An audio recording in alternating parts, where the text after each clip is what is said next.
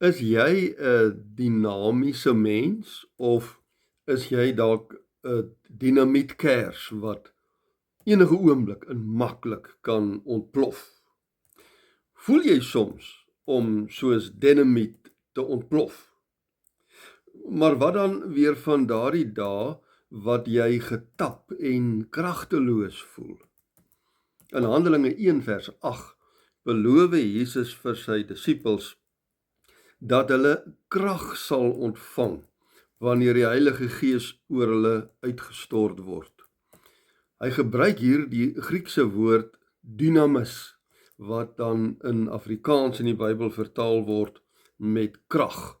Maar dynamis is ook presies die woord waar ons begrip, ons woord dinamiet vandaan gekom het, en dynamite in Engels. Maar wanneer Jesus hier beloof dat hulle krag, dat hulle dynamis van die Gees sal ontvang, bedoel hy natuurlik nie die vernietigende krag van regte dinamiet nie. Hy bedoel eerder dat hulle dinamiese getuies, dinamiese gelowiges vir hom sal word, selfs onder moeilike omstandighede, en dat hulle geloof en hulle liefde soos kragtige dinamiet die wêreld vir mense rondom hulle permanent sal kan verander. Maar die lewe is nie maklik, is nie altyd maklik nie, verseker nie, nee. Daar kom altyd dae in my lewe wat ek uitgeput is, dae wat uitdagings my wil onderkry, en wat ek geestelik, emosioneel uitgebrand voel. Sulke dae kan dit nogal moeilik wees om ware ligdraers vir God se liefde in hierdie wêreld te wees. Sulke dae voel dit mos eerder, ek wens ek was 'n dinamietkers, dat ek sommer alles in almal rondom my uitmekaar uit kan blaas en kan afbreek. Mense op hulle plekke behoorlik kan sit, hulle lewens sommer vir hulle te vernietig. En dan kom daar weer dae waar ek absoluut kragteloos, vrugteloos ook kan voel. Dan het ek nie moed of energie om selfs eers net die volgende tree te gee nie. Dan is ek moeg vir beklei, moeg vir aanhou probeer, moeg vir opstaan en aangaan. Die dynamis van die Heilige Gees is bedoel wel vir buitengewone omstandighede, wanneer ek buitengewone krag nodig het. Maar ek dink die dynamis van die Heilige Gees wat oor ons uitgestort is eintlik meer bedoel vir my en jou gewone dae waar ons voel ons kan opgee en oorgee.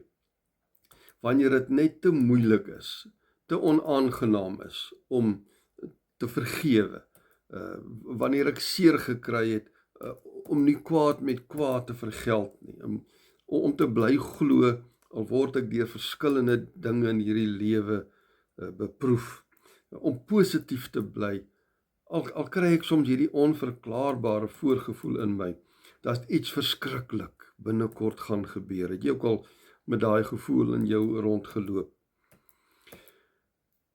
Dit gee my ook dan die dynamis, die krag om getrou te bly, wanneer niemand my sien nie. Die dynamis van die Heilige Gees verander nie altyd ons onmiddellike omstandighede nie, maar ons kry innerlike krag binne daardie omstandighede. Die dynamis van die Heilige Gees wek nie altyd iemand vir wie ek lief was wat gesterf het uit die dood op nie, maar die dynamis van die Gees gee vir my die krag, die innerlike krag, om langs daai een se oop graf te gaan staan, en om dan daar weg te loop en aan te gaan met my gewone lewe. Die dynamis gee vir my die krag om op te staan, selfs na die diepste teleurstelling, selfs in die teleurstelling, terwyl ek dit nog beleef, dat ek dan al kan opstaan. Die dynamis van die Gees gee vir my moed vir môre, al het ek nie eens moed vir vandag nie. En dit herinner my daaraan dat God groter, dinamies groter is as die vrese of die hartseer of die omstandighede wat ek dag tot dag ervaar. Soms dink ons dat dinamiese gelowiges nooit soek nie, dat hulle altyd regop loop, selfs al tref swaar kry dinge hulle. Maar ware geestelike krag beteken dat ek en jy ten spyte van ons trane, ten spyte van die kere wat jy val, ten spyte van die kere wat mense jou omslaan of wat die lewe jou omslaan, ten spyte van die kere wat jy met lam knieë deur die lewe moet gaan omdat jy bang is, seer is, vermoeid is, as die lewe jou sleg behandel, om dan steeds aan God te bly vashou. Dit is die dinamis van die Heilige Gees. Dit is wat die dinamis van die Heilige Gees vir my en vir jou dan doen. Jesus se disippels was, veral na sy kruisiging, was hulle bang en onsekere mense. Hulle het vir hulle self in die bofortrek, onthou julle, gaan toesluit waar hulle vir 10 dae lank gebid het.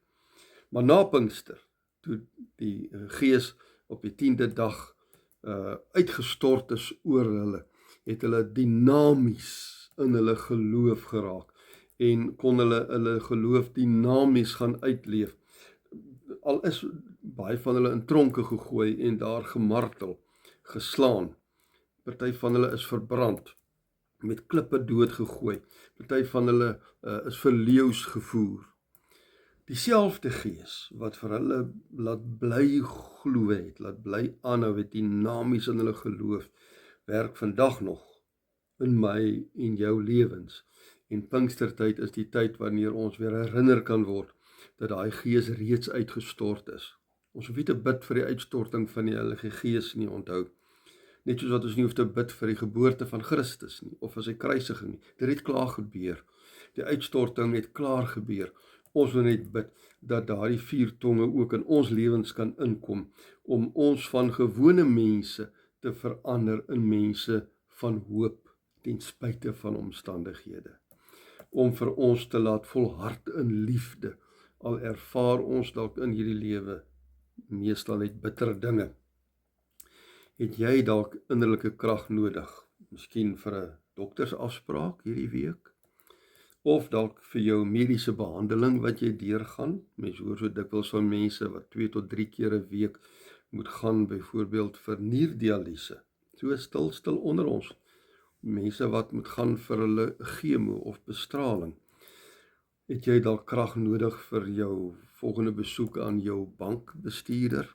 Krag dalk vir 'n hofsaak, selfs wat dreig, krag vir die kollegas rondom jou, krag vir jou aftrede.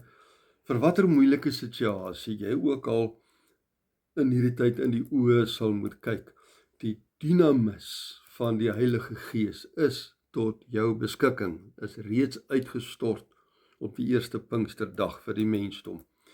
Nie sodat ek en jy gereeld soos dinamiet kan ontplof en kragtig sterk kan wees en mense kan vernietig en op hulle plekke kan sit nie, maar om dinamies gelowig op te tree, tree vir tree, deur enige situasie wat ons in hierdie lewe mag gee.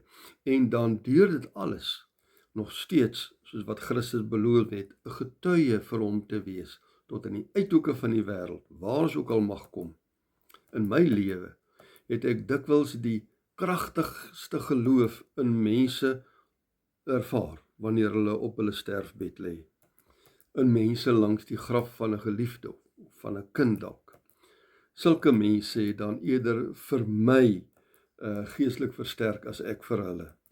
Want hulle het die dinamis van die Heilige Gees in hulle brandend gehad. Ek en jy kan ook nou met daardie selfde dinamis die volgende tree van ons lewe gee. So, hier in Pinkstertyd, hier aan die einde dan omtrent van die Pinksterweek, gaan dan nou weer in afsondering en gaan bid vir die 4 tonge van Pinkster, om ook onuitblusbaar in jou gees, in jou hart, in jou geloofslewe te kom brand. Hou aan bid, al bid jy die hele naweek, totdat jy voel hoe dat die dinamis van die Heilige Gees ook in jou begin invloei, jou ook in jou geloof begin aansteek, sodat jy ook einduit kragtig gaan lewe. Maak van hierdie Pinkster jou grootste Pinkster van alle tye.